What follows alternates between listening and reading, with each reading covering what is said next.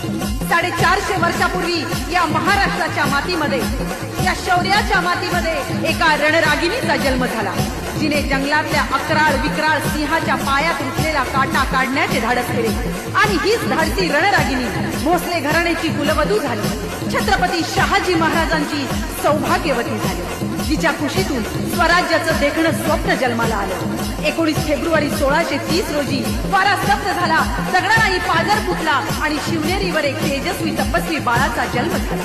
आणि याच बाळशिवबानं आई जिजाऊचं स्वप्न सत्यात उतरवलं. अशा या जिजाऊसाठी हे राष्ट्रमाते आई जिजाऊ, तू नांद आमच्या घराघरात, सिंहासनी बैस या काळ जात, तुला आरतीने स्तोत्रात गाऊ, हे राष्ट्रमाते आई जिजाऊ. आणि म्हणूनच महाराष्ट्रातल्या प्रत्येक घराघरामध्ये बाळ शिवा आणि बाळ भिवा यांनी जन्म घ्यावा असं तुम्हा प्रत्येकाला वाटत असेल तर प्रत्येक घराघरात